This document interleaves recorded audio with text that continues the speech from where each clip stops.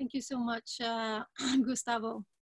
Well, I'm very proud to present one of the most fascinating and inspiring people I think I've ever met, Professor Bernard Foing. He is a French senior scientist for the European Space Agency with a PhD in astrophysics and space techniques. He's also a professor at the VU University in Amsterdam, and he has authored no less than, well, 800 plus academic articles and 16 books, organized 70 symposia. He was the lead scientist for SMART 1, which was the first European mission to the moon. Currently, he's the executive director at the International Lunar Exploration Working Group, ILEWG, a bit difficult to pronounce the abbreviation, which is a public forum sponsored by the world's space agencies to support international cooperation towards a world strategy for the exploration and utilization of the moon. Bernard is also the manager of the EuroMoonMars initiative, which is part of the research efforts towards the colonization of the moon and eventually the colonization of Mars. So you will not be surprised when I tell you that his savings, that he is saving his money for a one-way ticket to the moon, where he will spend his retirement with his violin and his visiting friends. ESA just needs to build that permanent space station first. In his suitcase, he will probably bring his great stack of sheet music to all the songs that have the word moon in the title. So Bernard,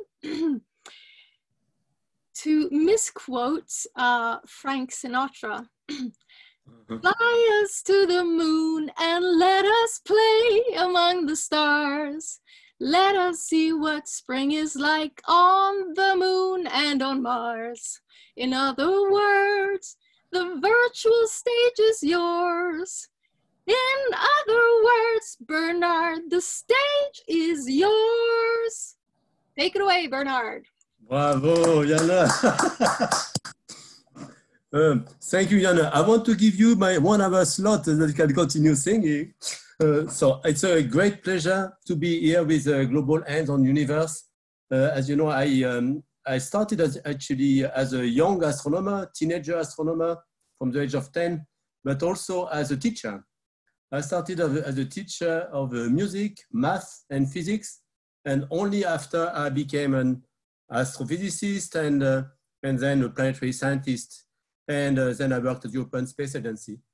But also I had a very good pleasure, and I have a number of friends from Global Hands-on Universe. So it's a pleasure to see Rosa. Thanks also Gustavo, Eduardo for the work you have done. Thanks to our virtual host from Norway and also the physical host for next year. And I have a very good memories of some events with Global Hands-on Universe, including the one in 2017, just before the total solar eclipse that we had in America, where I was joining the Global Hands-on Universe team. So I would like to present you now how we are going to travel together to the Moon and Mars. And so I ask you to fasten your seatbelt because we are going to go together on the Moon and Mars. Yeah, so, yeah, so as Jana has mentioned, so I'm director of ILEWG, and we have the EuroMoonMars platform as well, and I have some collaborators of EuroMoonMars with me today, Sabrina, Roxana, and Charlotte, and they will also give a short presentation, a short statement at the end to show how we try to engage everybody. In particular, we have amazing women in our team, but we have also a few good men. And I would like then to talk about how we have been together on the Moon and Mars, first with robotic missions, and I will describe some results from the SMART 1 and Mars Express, but also how we can prepare and engage the community, engage young people, innovators, brilliant men, but also those that like to work with their hands involve the teachers as well in activities where we can share our interest for science, for space, for the Moon and Mars. And if I have the time, I will also describe an initiative that we have started called Art MoonMars, where we try to involve also the rest of the community through art into space and the moon. And we are in particular a pilot project called Moon Gallery, where we want to put the first gallery of art on the surface of the moon. So I'll start with the first story when we say together to the moon. Yes, we have been there actually with a team that we have created when we proposed the idea of a mission to the moon. And here you can see some of the team that we had together. So in blue, these are mostly the engineers. In red, these were the operation team for Smart 1, our first probe to the moon. And in the little container, we put the scientists that built some experiment for Smart 1. And luckily, also you could say that in this millennium, Smart 1 was the first ever lunar mission. We launched it in 2003, and it happened that we were the first of the millennium. So we hope that we'll remember that for at least 1,000 years. So Smart 1, as we say, and proposed the idea, and I was a scientific director for the mission, is like a baby to us. So we went to the moon together with our robotic baby. It's a baby of 1 cubic meter, so the size of a washing machine, and solar panels of 40 meters that provided energy that allowed to feed the system on board, but also to feed the ion engine that allowed us to go from the first time ever from Earth's orbit to the moon. It had never been done before to use solar energy only to escape the Earth. And it was also a demonstration of new technologies and trying to work a bit faster. So we designed the mission in 3 years and we tried to be smarter and better, and realized that it took a lot of hard work, but we had an amazing team to do that. And we provided also some early opportunity for scientists to do their science, even if we had limited resources. So we had a spacecraft, and so the mission was approved at the end of the last millennium, 99, and we were ready in 3 years, and then we launched it in 2003.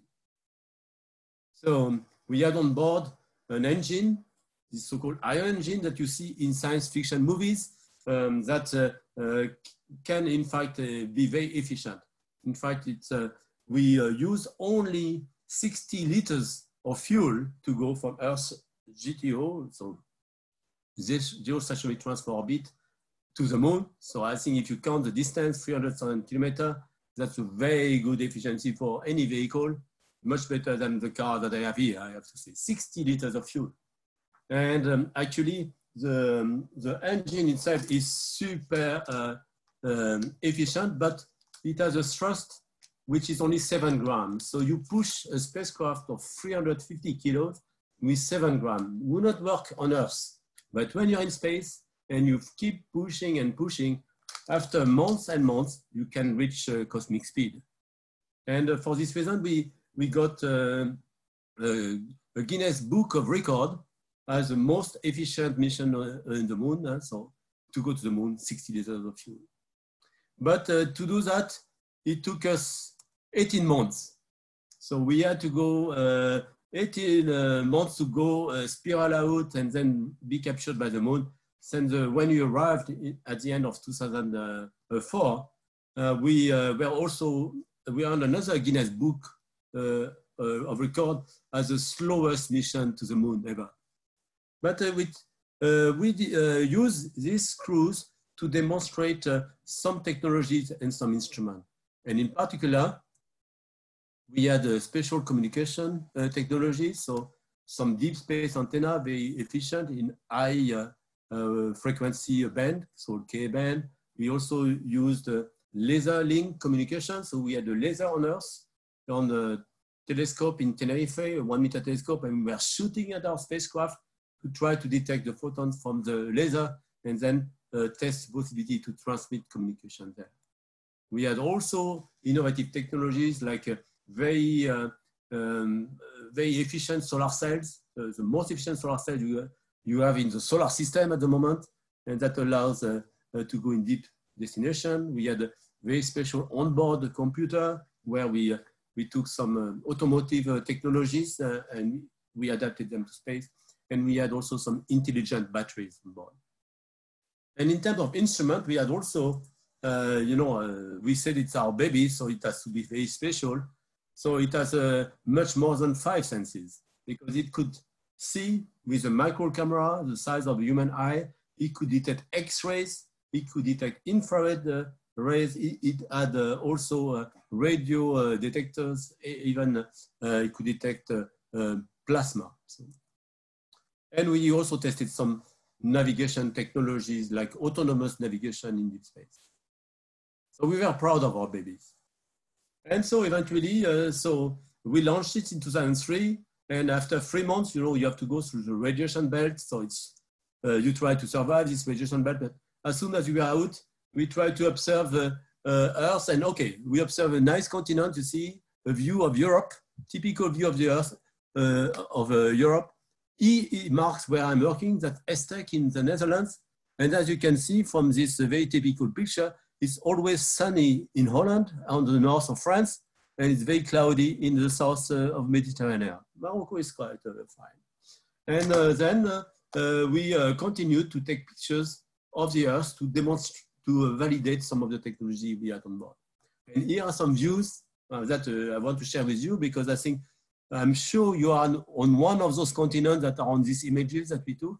So at the beginning, we were close. And as we were getting further from the Earth, the whole Earth could enter in the field of the camera. So after 1 year, we could see even, for instance, South America, where we had launched Smart 1 with the Ariane 5 rocket. We were third passenger of Ariane 5, so we paid only 10% of the cost of the launch. So very cheap mission. And then we went only using solar propulsion from Earth's orbit to the moon. So very beautiful views of the Earth, also where you can see in some cases no artificial borders. And so also this global overview effect of looking the Earth receding from us as we are going to the moon and showing that we are all together on this beautiful planet. So then we arrive at the moon, and then we try to study the moon. In particular, it's not only the moon we study planetary processes that are interesting for Earth scientists, for Mars scientists, for all planetary scientists. And you can see, for instance, tectonics. So what is the internal evolution of planets that makes them contract and that creates wrinkles as they get a bit older. And we can measure this, but we can see also the effect of impact craters. And we can even use that to date the chronology of the bombardment of different places on the moon. We studied also volcanic processes on the moon.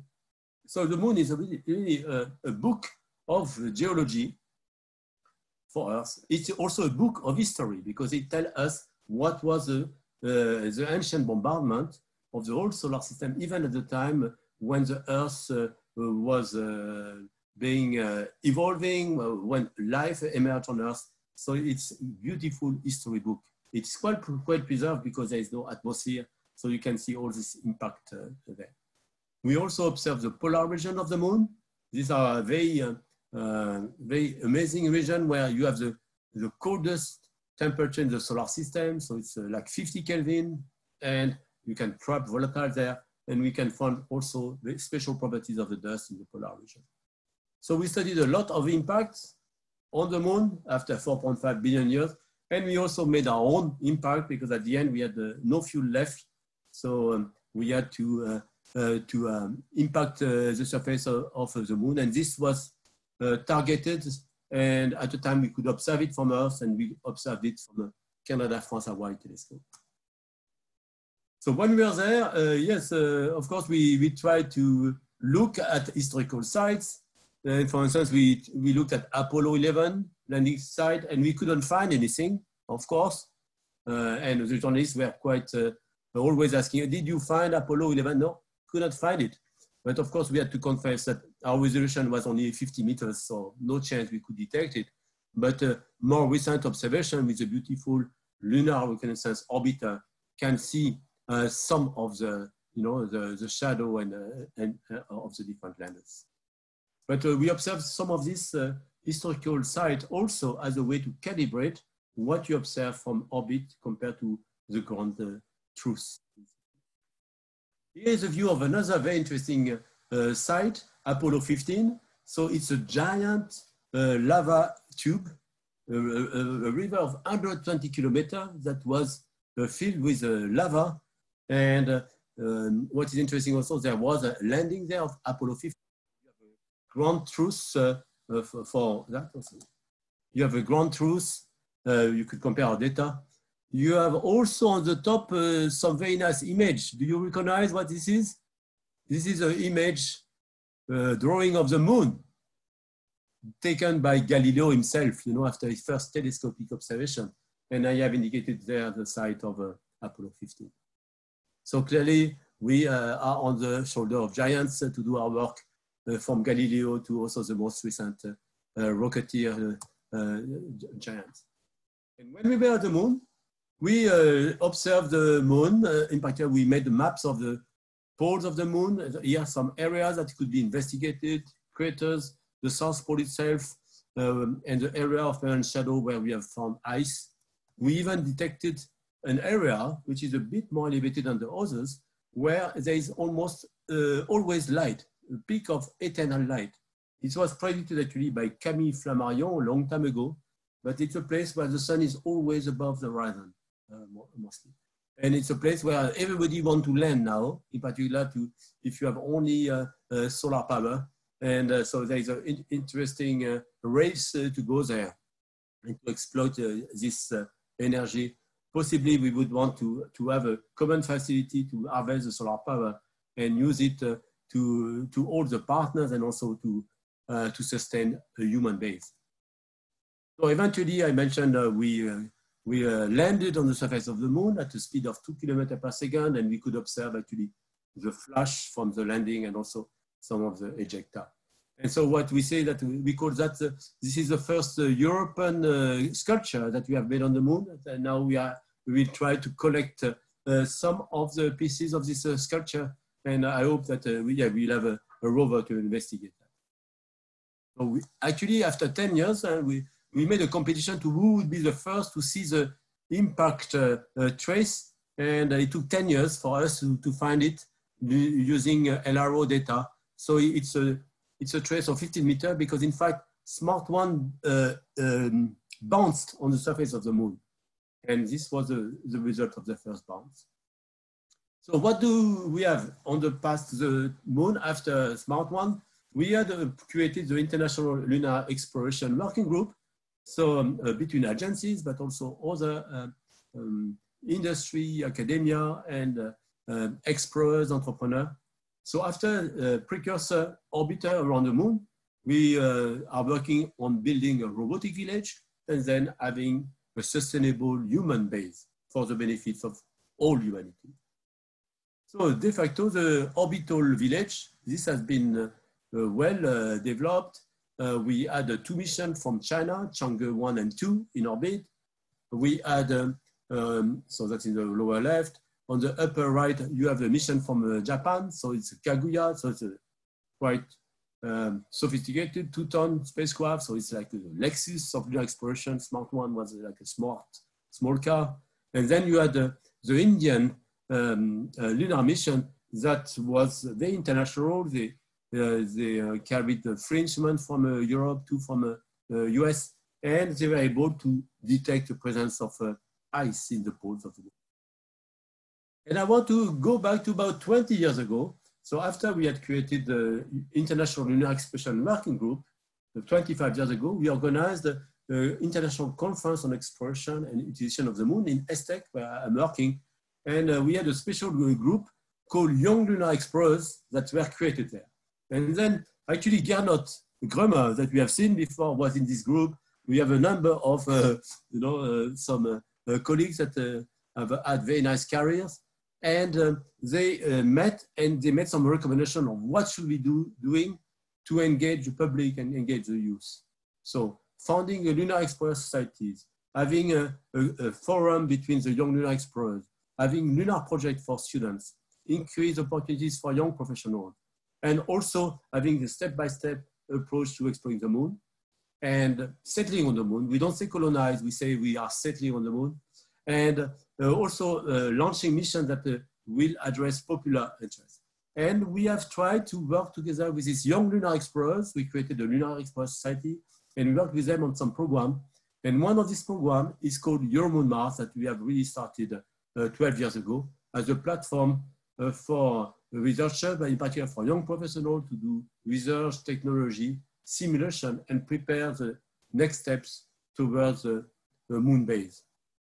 So first step, preparing for robotic village. We collaborated with some teams from Google Lunar Explorers, and we built a demonstration lander where we could test how to put some instrument on board, test cameras, sample measurements, and deploy some rovers. And this is with a team of young engineers, scientists, but also other disciplines were involved. And eventually we say, okay, we are going to put a village on the moon. The first part will be a robotic village where we will have some robots working with each other in a harmonious way, in a cooperative. So eventually we are also very interested at astronomy from the moon. From the moon, you can observe the stars, you can observe also the Earth, the most beautiful target. The Earth is 2 degrees seen from the moon, so you can see the continent, the rotation, the cloud. And so we want to observe that from my retirement place, as Jan mentioned. So in 20 years, I plan to retire on the surface of the moon, or at least on the near side, or maybe at the pole, where you can see the Earth 2 weeks per month. And I will point my telescope at the Earth. So when you come to visit me, I can offer you a beautiful view of the Earth. As I hope that you will be able to come. You just take a 1-day holidays. As you know, 1 day is 1 month on the moon. So I think that we can stay quite a long period on the moon. So to operate this telescope, we also built a sort of habitat and control center, and we can teleoperate this instrument outside this habitat like you would be on a moon base.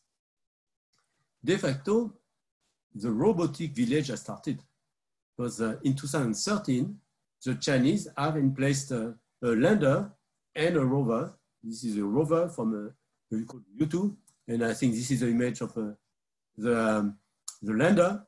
So it's about 2.5 meter high. So it's quite a very ambitious lander. And on board there are instruments that are still in operation after 6 years. So de facto, we have had a permanent robotic presence on the surface of the moon since 2013.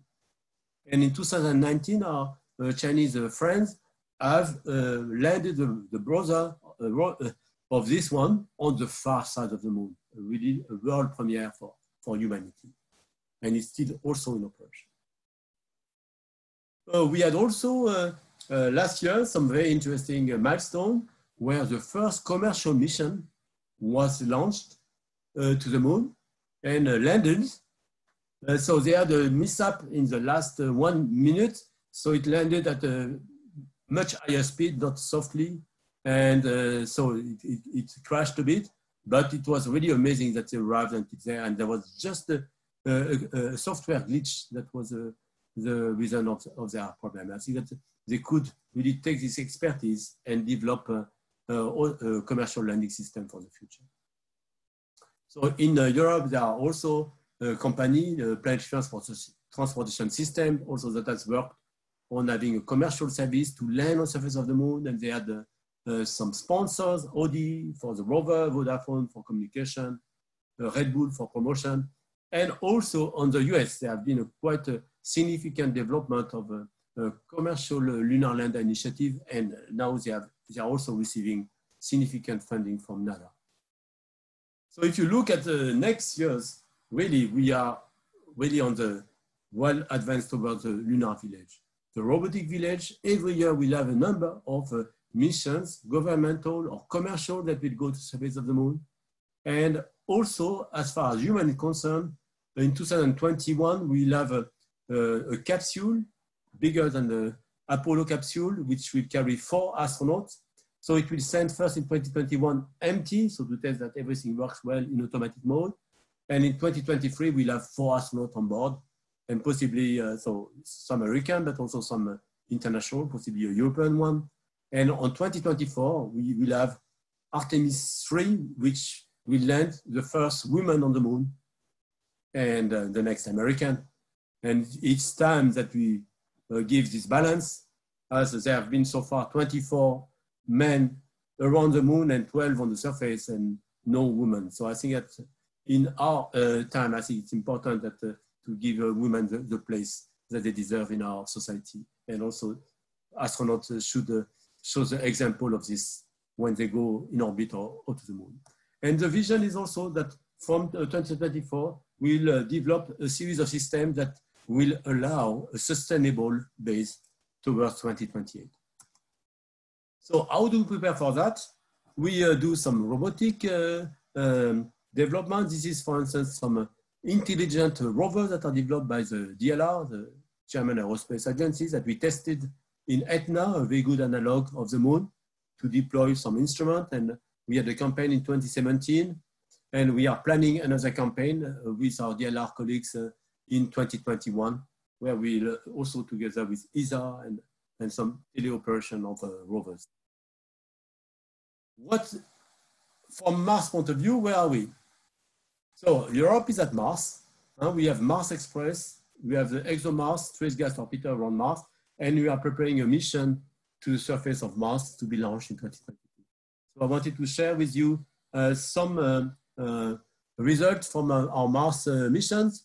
So this is Mars Express, beautiful views of the geology of Mars, of the climate, weather, atmosphere, and also of the interaction with the plasma, and also some beautiful views of Phobos, the moon. And thanks to the high resolution and the various instruments, we could characterize some special phase early on Mars where there was some liquid surface water and even some mega flood and some tectonic activity.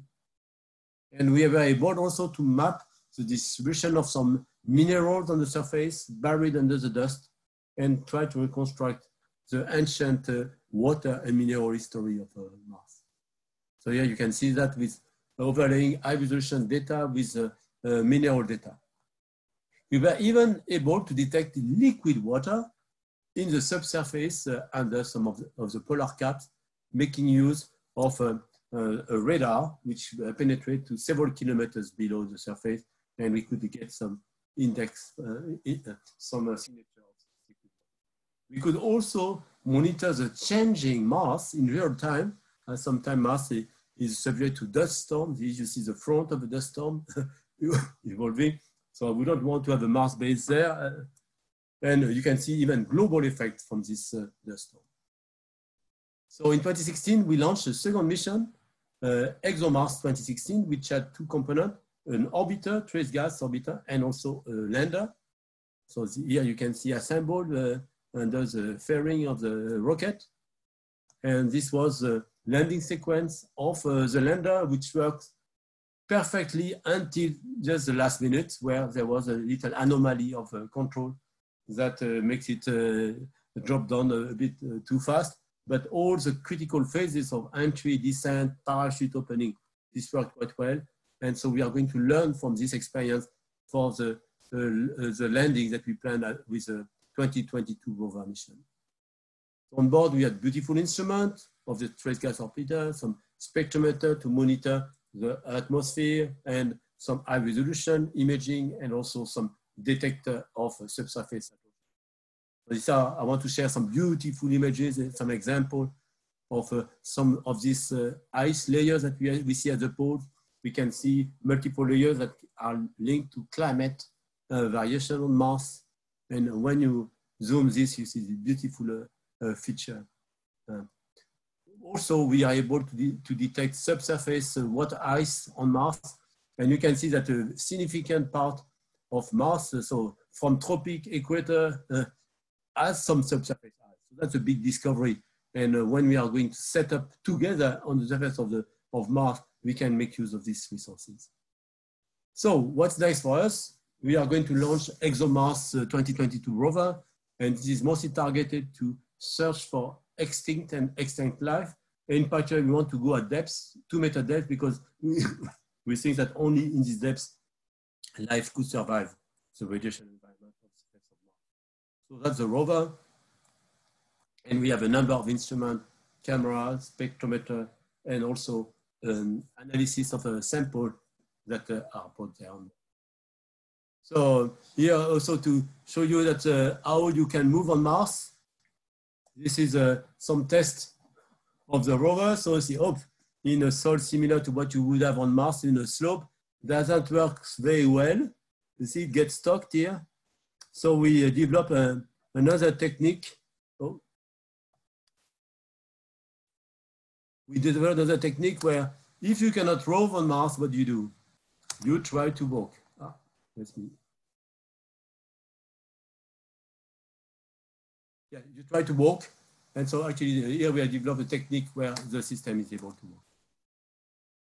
So where do we go on Mars? We try to go at places which are very ancient, still preserved, where there were some clays that could have still some evidence of ancient,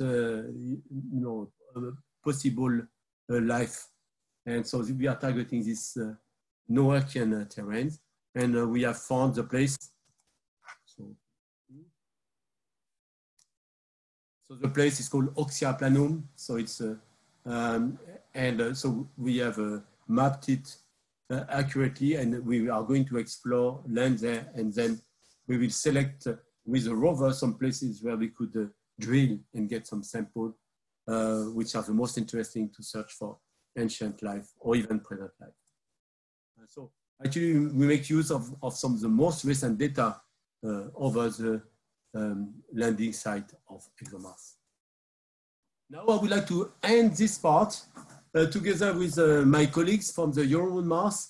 This is to show how you can do, what you can do with young people, the young professional, with teachers to inspire them towards the Moon and Mars. So we are going to go quite far, as you know. So we have mentioned this, that we will have some capsule around the Moon.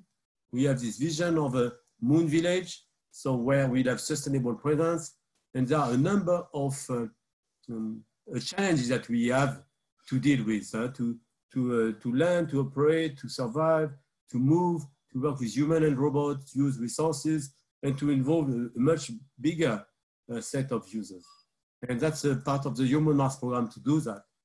So first, we have built a little moon laboratory where I lock down my students. So if some of you are teachers, you know, if you are a bit overwhelmed by your students, it's easy. You just lock them in a moon habitat for one day, and they have to work as a team, or they will learn how to communicate with Earth, or to use some 3D printer or sample analysis device.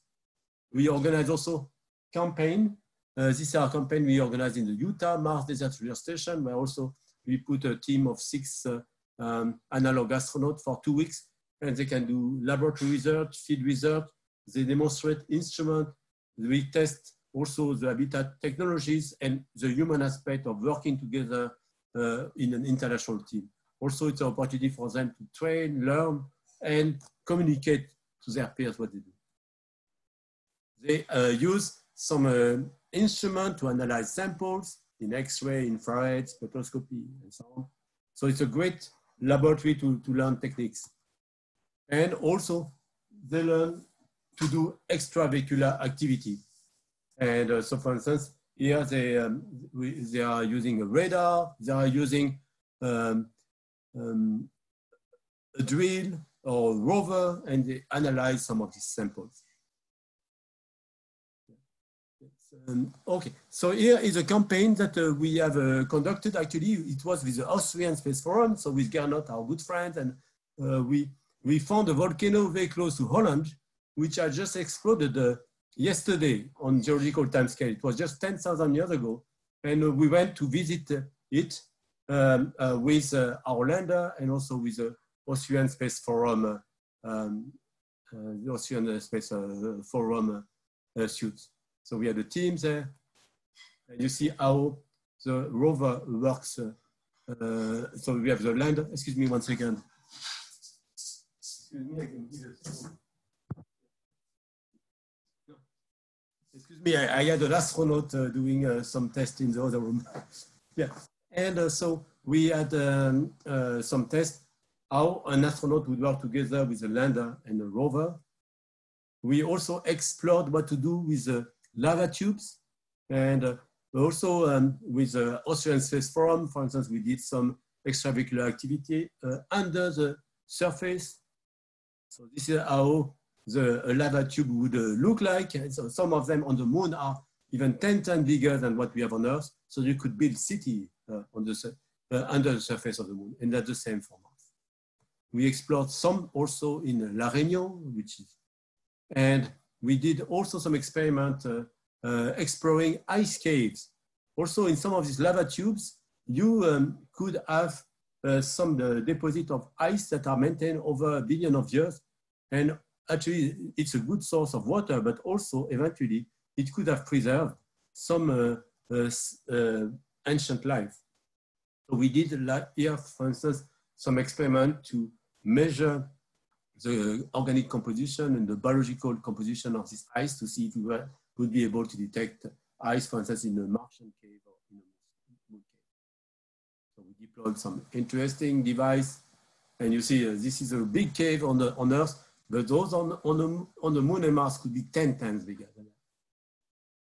We also had a project called ILEWG, where we had a federation of 20 universities over Europe building an habitat in ice, and where different universities were providing different systems for this habitat.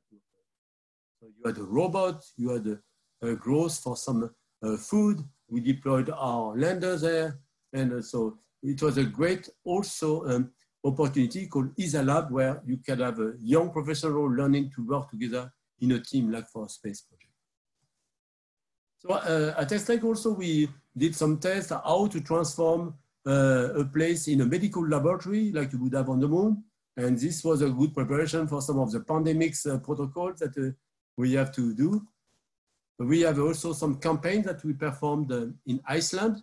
So we surveyed some places in Iceland, which is a good analog for the moon, for the volcanic part, but also for Mars because it has glaciers. And so we tested some instrument in a lava tube, and we plan next year to build an habitat in a lava tube there. Eventually, we did also some tests, human factor tests, where there is a Moonbase built in Poland, where you can put your student for 2 weeks, and you can see they are smiling, they are very happy. This is a picture before the 2 weeks. And actually, if you take a picture after, they were also super happy because we fed them with a beautiful plant that they could take care of, and they had a great experience. Actually, on the moon, you can grow plants, also making use of lunar soil, so it's quite representative of what you would have on the Moonbase or Mars base. Finally, we developed a special facility that's a Moonbase in Hawaii, in Mauna Loa volcano. It's called ICEUM, but we are now using it for Moonbase short simulation, where you can spend 2 weeks on the moon. And so I was there in 2018 with the owner, Hank Rogers, and we lived there like we would be on the moon. We tested the instrument, and we tested that it was possible to use this facility for various crew. And actually today I'm joined by 2 collaborators, Sabrina and Charlotte, that have spent 2 weeks in this Moonbase, and they will share a bit of their experience. So here you see we do extravehicular sorties. We have volcanoes similar to what you would have on the moon or Mars.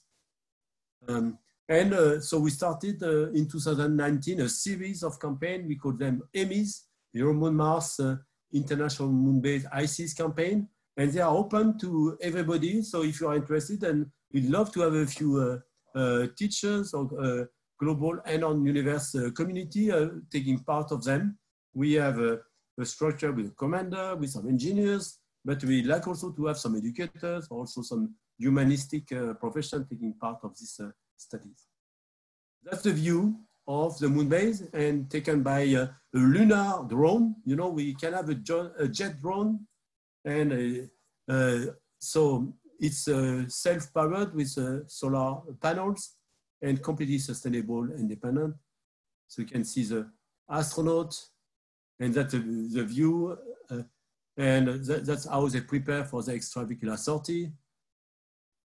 I had some master students doing their geology master research, collecting samples and analyzing them to see how they are affected by the water over years, which is similar to 1 million years on Mars. And another was studying the microbial mineralization in lava tube. They discovered even some lava tubes there that they explored. They took some samples, they wrote their report and article. So as you see, we can use these facilities to develop with young professionals scientific studies, technology, training with instruments, but also you can use this human-based analog to train them to working in international team, having different roles, and also to communicate that to the rest of the society. And I would like to finish on another aspect, which is how with outreach, teaching, sociocultural activities, and art, we try to expand what we do to the rest of the society. So we have created a platform called MoonMars, where we have conducted since more than 10 years a series of cultural and artistic activities. So, and actually you recognize some of the names there, which are part of the global and on universe community. And I will mention some work we have done together. We started in 2010, we organized a Moon Academy workshop with some artists and designers. They came to ESTEC and we did some brainstorming about what would be a moon base like, or if you want to open a shop on the moon, what will you sell? And actually we opened a shop in the center of Amsterdam called the Moon Shop. And we had a fashion show, and we brought the artists and designers on the surface of the moon with our landers. They got inspired. Then this was followed up by an activity with the art science department of the Royal Academy of Fine Arts in The Hague, where we developed some projects also where each art science student was inspired by space, the moon or Mars. This was, for instance, a project where he built a robotic dome on the surface, like it would be on the surface of the moon, with beautiful illumination. One student was working on slime mold and trying to grow slime mold that could be sent to the moon. Then we did also some special work on the symbiotic machine, so using biomaterial for some experiment that you could send to the moon or Mars. And we are also conducting a number of events where we invite artists, for instance, performers from the Rotterdam Symphonic, or to play in space scenes. Eventually ourselves, we play also in the city. So we had a 2 days art festival where we played some music on the plaza in front of the town hall. And we brought also our telescope to share our passion for astronomy with the public. We even brought some astronauts. We landed in the center of The Hague with some astronauts there. We also have some events where we went to the Concertgebouw of Amsterdam, and we brought telescopes and some special astronaut equipment with the public. Another, Jean, you recognize that. We were also happy to collaborate on the Global Science Opera, in particular on the Moon Village. And Moon Village, there was a nice story which was developed about what do we do when we have the first child born on the moon, and we create a school on the moon, and some want to return to Earth, but some cannot return to Earth. So Sonia, the hero there, together with the other actors, including Gravity and a nice robot, they had a very nice play with 20 countries involved, and this was broadcast on TV. A very great experience, including the scene that we had to shoot in ESTEC. Eventually, also we tried to promote this project of an art science gallery on the moon. So we started already to put an art science gallery on the space station with a number of samples of plants, seeds, molecules. And this actually I had flown already in 2002. in 2005, a kind of a little gallery of samples. Well, it exploded in 2002, but it worked well in 2005. And this led to the project platform called Moon Gallery, where we have a number of artists that will go fast that are proposing to put various artifacts on the surface of the moon. And in order to put this gallery on the moon, it's simple. I just need €1 million per kilogram. And so we decided to, in order to fit all this artwork, and this is a beautiful piece, and we'll have such exhibition organized at the Leiden Old Observatory, you know, together with the Leiden Observatory and the IAU Office for Education. We'll have 12-13 September, an event in Leiden where I would like to invite you to come. So we have various artifacts, the purest air from Antarctica we want to send to the moon, some beautiful representation of the phase of the moon. And this is how now we are organized a series of events. We had some in The Hague. We had here, this gallery, we had to miniaturize it to 10 by 10 centimeters so that we don't have to pay too much for the transportation cost. And each piece of art is only 1 centimeter. And as you see, there are still some slots open. So if you are interested with your colleagues to send your art, science, or ideas to the moon, please register on moongallery.eu. So Bernard, just to tell you that your time is almost up. If you want to answer a few questions, thank you. 2 minutes. Yeah, it's my last slide actually, I think. I want to just to say that actually, just in the time of a pandemic, we had the opportunity to have an event where still having social distancing rules, we were able to invite the public. So I would like just to end on this, but before I end, I would like to introduce my collaborators. I have with me Sabrina Kerber. She's an architect, space architect, and also she was an astronaut in one of our campaigns. I have also Roxana and Charlotte, and I have them to prepare just a little statement to see how we worked and how we can engage the rest of the community in our activity. So Sabrina, you want to say something? Hi everyone. First of all, thank you for inviting me to speak today. I'm very excited. So as Bernard said, I'm a space architect and analog astronaut from Austria. And I'm also the communications manager for EuroMoonMars. So this means I'm leading the EuroMoonMars communications team, and together we are taking care of communicating our objectives over digital channels like LinkedIn, Facebook, and Instagram.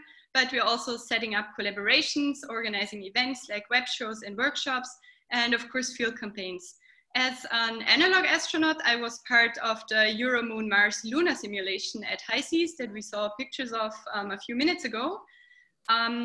This was last December, and I was there as a crew engineer, but I was also able to bring my own research in the area of habitability and additive manufacturing, which really helped me out with writing my thesis in space architecture. And just overall, it was a really amazing experience for me. So currently we're planning a lot of other missions, as Bernard said. I'm also involved in organizing the Chill Ice mission, which is the one that will build a habitat in a lava tube in Iceland. And I will also be an analog astronaut for this mission in May. So for me as a space architect, it's really interesting and really amazing to be able to be part of such a really special project, because this is something that you usually don't get to do. I would say overall, there's a lot of different opportunities at EuroMoonMars, and what I really like about it is that we also have a really great community. So feel free to follow our EuroMoonMars social media channels. I will post it in the chat, and then you can also become part of the community. Super, thank you, Sabrina. Roxana, you are with us because we have also a series of events that we are organizing, and one will be in Toulouse in particular. Hello, everybody. Yes. So my name is Roxana Perrier. I'm a physics teacher and space science in space engineering school in Toulouse. So I'm all along with you. I'm very honored to be here, seeing all the teachers and actors for the future generations that will go to Moon and Mars.